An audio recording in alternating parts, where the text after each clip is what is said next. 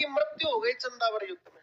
और कहते हैं कि कुछ लोग मानते हैं कि कन्नौज क्षेत्र पर, कुछ क्षेत्र पर गौरी का अधिकार हो गया था, उसी कन्नौज के अधीन बदायूं हुआ करता था यूपी का। जयचंद्र घेड़वाल का एक वंशज था, आप देखें स्थापना कैसे हुई, उसका नाम था सेतराम। क्या नाम था? सेतराम।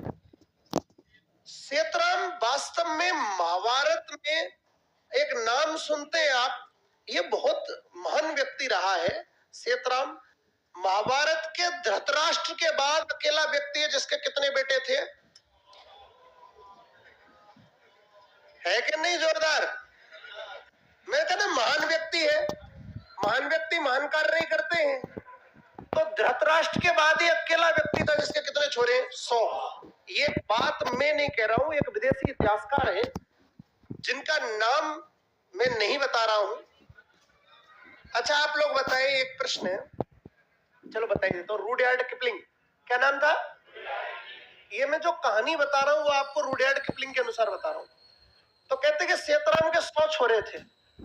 जब 100 में से अपन 51वां छोरा हो रहा था या 51वां बच्चा होने वाला था, तो कहते हैं कि पहले दाई मतलब नर्स, तो ये दाई को कहकर गया था सेतराम कि जैसे ही बच्चे का जन्म हो, पहले घड़ी तो होती नहीं थी टाइम नोट करने के लिए, परछाई के अकॉर्डिंग समय निकाला जाता था, परछाई देखकर। तो कि तू ऐसा करियो कि दीवार से जो परछाई आए ना उस पर निशान लगा दियो ताकि मैं दूरी माप कर समय निकाल दूं। बोला ठीक है। अब जैसे ही बच्चा हुआ वो भूल गई दाई समय नोट करना है। अब यार महाराज शाम को पंडित जी को लेकर पहुंचे और दाई आई भागकर, बोली महाराज कांग्रेचुलेशन, बेटा हुआ है। बोला ये तो मैं 50 बार पहले भी सुन चुका हूं, हमें तो निश्चित पता था छोरा ही होगा। भाई 50 पहले भी हो चुके हैं ना, 51वां छोरा है। बोला कि अच्छा दाई आप एक बात बताएं, वो समय नोट किया क्या? दाई खोपड़ी पकड़ ली, भाई साहब नोट तो नहीं किया, लेकिन महाराज से मना नहीं कर सकती। बोली हाँ, गई और तुक्के से लाइन बनाई आई। अब महाराज गए और दिन छिपने वाला था, दूरी माप कर समय निकाला और पंडित जी भाई साहब कुंडली बना रहे, छोरे से पीछे मिलेंगे। अब अंधेरा लगभग हो चुका है। पंडित जी बोले महाराज आप खुश किस्मत हैं, किस्मत वाले हैं आप जो छोरे से नहीं मिले। बोला महाराज क्यों? बोला इस छोरे के जीवन में बाप का सुख नहीं है, इसका बाप इसका चेहरा देखते ही मर जाता। मूड खराब हो गया किसका? सेतराम बोला ऐसी भाई छोरा मर जाए तो क्या ही फर्क पड़ता है, हम रहे तो 51 और हो जाएंगे। शिकारियों को बुलाया गया, ले जाओ रे इसको और इसको मृत्यु दंड दिया जाए। यार जस्ट बच्चा हुआ है यार, और उस बच्चे को कह दिया कि छोरे को मरवा दिया जाए, और उसको लेकर वो जल्लाद निकल गए। अंधेरा हो चुका था, लेकिन उस बच्चे को देखकर उनको दया आ रही है, इसको क्या ही मारे। तो कहते कि वहां पर एक शेर की गुफा थी, मांद थी, अंधेरे का समय था और उन्होंने उस बच्चे को उस मांद में फेंक दिया। इससे अच्छा तो जानवर अपना भोग बना लेंगे। और वो बच्चा कहते हैं कि जैसे ही मांद में जाकर गिरा उसी समय एक शेरनी की डिलीवरी हुई। अब सुबह जैसे ही, अब यार अंधेरे में तो पता ही नहीं चला, वहीं जाकर ये बच्चा गिर गया। अब ये शेरनी जैसे ही सुबह उजाला हुआ, वो टेंशन में ये तो नई टाइप का प्रोडक्ट हुआ है। भाई उसको ये तो कॉन्फिडेंस था कि कोई नहीं आया, भगवान जाने कब कैसे ही आया, तो अपना ही छोरा है। पर लेकिन यार नई डिजाइन का है यार। लेकिन जो भी हो, 4 शेर थे, उनके साथ 5वां शेर और आ गया है, पर थोड़ा डिजाइन चेंज है। तो शेरनी ने उस बच्चे का भी पालन पोषण वहीं शुरू कर दिया। कहते हैं कि, और मैं अक्सर, मैं ही नहीं कह रहा, एक विद्वान हुए वॉटसन साइकोलॉजी में, वो कहते हैं कि कोई बच्चा आप मुझे दे दो, आप जो कहोगे मैं वो बना दूंगा, है ना। तो वही स्थिति है, व्यक्ति नहीं, आप देखो जैसे परिवेश में रहेगा ना वैसा ही हो जाएगा, क्योंकि उसका माइंड वही रूप लेता है। माइंड बहुत पावरफुल होता है। आपको बता दूं कि अब मान लो कि जयपुर दौसा से कोई छोरे को इंग्लैंड ले जाए, वो अंग्रेजी में बोलेगा, और भाई साहब इंग्लैंड के कोई छोरे को, वेस्ट इंडीज के कोई छोरे को भरतपुर ले आए, वो उठ जन्म लेते ही और बोलना शुरू हो कायर हो। तो वो जो बच्चा सुनता है ना वही बोलता है, आपको पता बच्चा जन्म होते क्यों नहीं बोलना शुरू करता? क्योंकि वो सुनता है, इसलिए चुप रहता है कि जब तक शब्दों में परिपक्व नहीं होगा तब तक बोलूंगा नहीं। इसीलिए प्रोसेस है। अब यार वो छोरा क्या है कि अपने चारों ओर देख रहा था, 4 शेर भाई थे, वही शेरनी का दूध पीता, वही उसकी माँ है। वो जैसे 4 हाथ पैरों से चलते थे वो भी 4 हाथ पैरों से चलता, 2 पैरों में कभी चला ही नहीं, क्योंकि उसको पता ही नहीं मैं मानव हूं। कभी भी उसके बाल नहीं कटवाए गए, कभी भी कोई माता या देवी देवता को बाल नहीं अर्पित किए गए। जो हमारे जडूला होता है, हमारे 16 संस्कारों में ऐसा कभी नहीं हुआ। उसका शेर था वो, तो बस डिजाइन चेंज थी। वो बोलना जानता ही नहीं था, वो जानवरों की लैंग्वेज बोलता था क्योंकि उसने वही सुनी थी शुरू से। हुआ क्या था कि पाली क्षेत्र के सोलंकी सरदार व्यापारी वहां से गुजर रहे थे। जब जंगल से गुजर रहे थे ना, कन्नौज के जंगलों से, तो उन्होंने देखा यार एक छोरा है शेरों में झापड़ मार रहा है। भाई उनको वो शेर थोड़ी दिख रहा था, उनको तो छोरा ही दिख रहा था। शेरों में झापड़ मार रहा है, शेर लाइन लगा के खड़े, हाथी पक्षी पशु सब उसके पीछे पीछे घूम रहे हैं, पर 4 हाथ पैरों से चल रहा है। एक टेंशन हो रहा है, कपड़े और नहीं पहनता है। ये तो भाई साहब टेंशन का विषय है। वो वहां से निकल कर गए और महाराज के पास पहुंचे। महाराज से एक रिक्वेस्ट किए कि महाराज एक रिक्वेस्ट है, हमारा जो पाली क्षेत्र है वहां पर एक डाकू है लाखा फुलानी।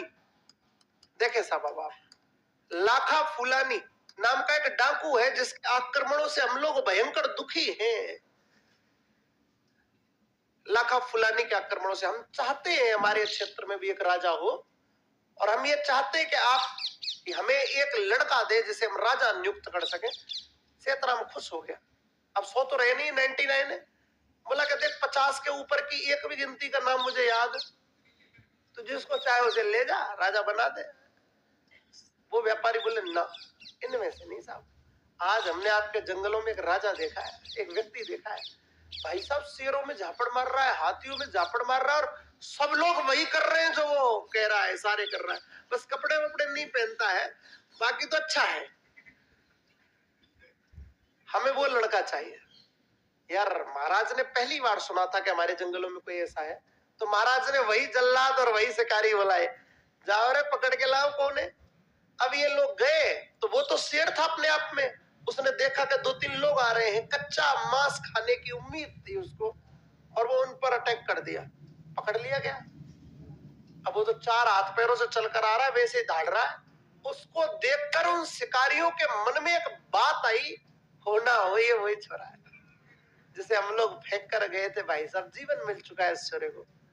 उनके तो कन्फर्म हो गया, पर दोनों एक दूसरे को इशारा करे, बोले मत, क्योंकि ये भी बात थी कि महाराज चेहरा देखते ही मरेंगे। अगर महाराज मर गए और किसी को पता लग गया कि इनको पता था, तो हम गए, जिंदा रहेगा कि मरेगा पहले ये देख लेते। भाई साहब छोरे को पेश किया, घंटा 2 घंटा हो गया लेकिन महाराज नहीं मरे। तो वे जल्लाद बोले कि महाराज एक बात कहे आपसे, एक काम हमने आपके अनुसार नहीं किया था। आपको याद है आपका एक 51वां छोरा हुआ था? क्योंकि घटना ऐसी थी वो याद रहती है, और आपने हमें उस बच्चे को मारने का आदेश दिया था। महाराज हमने उस बच्चे को मारा नहीं था, शेर की मांद में फेंक दिया था। होना हो ये वही छोरा है। ये बात सुनते ही प्रेम उमड़ पड़ा था कि आज सेंचुरी वापस पूरी हो गई है। बस राजा ने देखा यार थोड़ी सी व्यवस्था अस्त व्यस्त हो रखी है, पहले तो उसको कहा ले कपड़े पहनाओ। 20 रुपए के 4 कंडीशनर मंगाए, इसको नहलाओ, बहुत दिन से नहीं नहाया, सेविंग वेविंग कटिंग बटिंग करा के पूरी तरह मानव बना दिया है। लेकिन उसको ये पता नहीं है कि मैं 2 पैरों पर चल सकता हूँ। उसको 2-3 साल तक बोलना सिखाया गया, उसको चलना सिखाया गया, लड़ना सिखाया गया। अगले में जज्बे की और जिगर की कोई कमी, शेर है वो। भाई साहब उसको किसी से डर नहीं लगता। वो पूरी जिंदगी जंगल में काटा है, 17-18 साल का आया है, पूरी तरह मानव बन चुका है। इसको जैसे ही ये बड़ा हो गया है, 3-4 साल यहाँ निकल गए हैं, तो इसके पिता सेतराम ने, इसको पता लग गया मैं इस घर से हूँ, पापा ने सॉरी बोल दिया था। उसको वे सब सुविधाएं दी जा रही थी जो एक राजकुमार को दी जाती हैं, जिनसे वो अछूता था आज तक। सेतराम ने इसको कहा कि तेरे को पाली जाना है और लाखा फुलानी को सुलटाना है। ये बोला अच्छा, शेरनी ने पालन पोषण किया इसीलिए इसका नाम रखा गया सिहा। क्या नाम रखा गया? सिहा नाम रखा गया। तो कहते हैं कि इसको कहा, सेतराम से इसने एक रिक्वेस्ट की, साहब लाखा फुलानी को तुम पहले दिन सल्टा दूंगा, टाइगर है और खा भी जाऊंगा सल्टा के, कोई दिक्कत नहीं है, लेकिन हमारी एक रिक्वेस्ट है, हमारे 4 भाई हैं, हम पहले उनसे मिलना चाहते हैं। भाई साहब रथ दिया गया, उस समय रथ BMW था, आप समझ रहे हैं, उस समय की व्यवस्थाएं थी। रथ दिया गया, ड्राइवर दिया गया, वंजा ब्लैक कोट पैंट, आर्मी नहीं आ रहा है, वो गजब कटिंग हो रखी है आर्मी वाली, पहुंच गया है उधर। और जैसे पहुंचा है, वो चारों शेरों ने देखा कि शिकार फंस गया, उस पर अटैक करने आ गए। जैसे अटैक करते उससे पहले तो ये अपनी लैंग्वेज में शुरू हो गया, शेर बोलो रे भाई है, और तू ऐसा, भाई साहब बोला ले, शेर को बोले चश्मा लगा, भाई ये तो अपना है यार, लुकिंग सुकिंग ब्लैक चश्मा गजब। वो पूछा कि खाना पीना कब से, पूरी बात बताई, ऐसे ऐसे हुआ था, फिर पूरा मामला समझाया। पूछा कि खाना वाना नहीं खाएगा, बोला बहुत दिन से शिकार नहीं फंसा है। बोला तुम टेंशन मत करो, मैंने तुम्हारे लिए पाली में बफर का आयोजन कर रखा है, मनुष्य वाला बफर। बोला मेरे साथ चलो, चारों भाई चल दिए भूखे, रथ में बैठ गए और कहां जा रहे हैं? पाली। आप तो रथ में बैठ गए और कहां जा रहे हैं? पाली। आप तो उस व्यक्ति का सोचो जो क्या चला रहा है, रथ। उसका दिल जानता है क्या बीत रही है। 4 भूखे बैठे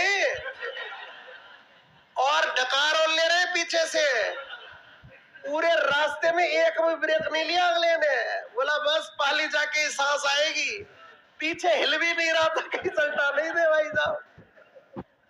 शेर शेर होता है। पाली में ग्रैंड एंट्री हुई किसकी?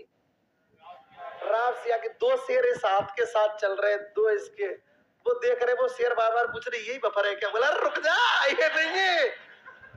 उस भीड़ में अचानक से जाते हुए भीड़ में एक छोरी दिखाई दी, किसको? राम सिंहा। बिना बेगम के तो सिकंदर अधूरा है, रुक जाओ। वो महिला का नाम था पार्वती सोलंकी। एक भी शब्द इधर से उधर नहीं होगा, जो कहानी में वही रहेगा। बस ये कि वो छज्जे पर देखेगा कि सामने देखेगा, वो बात अलग है, वो मैं डिसाइड करूंगा। पार्वती सोलंकी से ब्याह होगा इसका सिया का। कहते हैं छज्जे पर देखी, वो आया लो कर दिया था, तू टेंशन में, शाम को वापस आ रहा हूँ, पहली डिमांड तेरी रखनी है आज। ऐसा कहते हैं कि भाई साहब शाम को गया लाखा फुलानी पर आक्रमण करने, 300-400 सैनिक लेकर गया था अपने साथ। उन 300-400 सैनिकों को कह दिया था मुझसे थोड़े 500-700 मीटर पीछे रहे ना, क्योंकि भाइयों का मुंह अगर आपकी तरफ हो गया तो फिर आप ही बफर हो इनका। भाई साहब वहां सैनिक बैठे हुए थे लाखा फुलानी को, चारों शेर छोड़ दिए, अटैक। मानव के साथ एक समस्या है, अगर भगदड़ मच गई तो फिर वो रुकेगा नहीं, अगर वो सामना करे तो शेर कोई बड़ी बात नहीं थी 2-4 हजार आदमियों के लिए, वो अटैक किए तो भगदड़ मच गई। अब तो शेरों को क्या था, शेरों को मांस चाहिए था, जो जिधर से हाथ पड़ रहा था ना उधर से चीड़ फाड़ कर रहे थे, खूब जोरदारी से जी में। और लाखा फुलानी के रूम के बाहर चारों बैठे, बोला तुझे नहीं मारेंगे, तू भाई का शिकार है, अगर भागेगा तो फिर छोड़ेंगे। जाकर सिंहा ने हत्या करी लाखा फुलानी की और पाली क्षेत्र को आजाद कराया। जब शाम को बैठा, जश्न मनाया जा रहा था, वो हल्के से धीरे से बोला कुछ मामला है जो मेरे को बड़ा पसंद है, मैं चाहता हूं कि ये मुझे चाहिए। बोला क्या? पार्वती सोलंकी। एक सरदार, एक सोलंकी सरदार ने अपनी छोरी पार्वती सोलंकी का ब्याह कर दिया, किसके साथ? सिंहा के साथ। ऐसा कहते हैं कि इनसे एक बेटा हुआ था आस्थान। कौन हुआ था? आस्थान नाम का एक बेटा हुआ था, किससे? सिंहा से और पार्वती सोलंकी से। मैं आपकी जानकारी के लिए बता दूं कि यहाँ पर पाली क्षेत्र में मारवाड़ के राठौड़ वंश की स्थापना किसने कर दी? सिंहा ने, और अपनी राजधानी बनाई खेड़। क्या बनाई? खेड़। 1273 में एक युद्ध होता है, लाख जबर का युद्ध। कौन सा युद्ध होता है? 1273 में एक युद्ध होता है, लाख जबर का युद्ध। ये पाली में एक जगह है, बीठू के पास, बीठू गांव के पास, गांव के पास लाख जबर का युद्ध हुआ है। और कहते हैं कि ये सीहा वर्सेस उस समय के जो भी मुस्लिम आक्रमणकारी थे, नाम यही आता है, मुस्लिम आक्रमणकारी थे, आक्रमण किए थे यहाँ पर। और इसमें मुस्लिम आक्रमणकारियों की जीत हुई है और सीहा वीरगति को प्राप्त हुआ। और सीहा की छतरी बीठू गांव में बनाई गई। कहां पर बनाई गई? बीठू गांव में। बीठू गांव कहां पर है? पाली में। अच्छा, इनके बाद आस्थान बनता है। आस्थान कोई महत्वपूर्ण नहीं है। आस्थान के बाद एक राजा बनता है दूहड़। कौन बनता है? दूहड़। दूहड़ की अपन बात कर रहे हैं। दूहड़ का एक भाई और था, धांधल। भाई कौन था?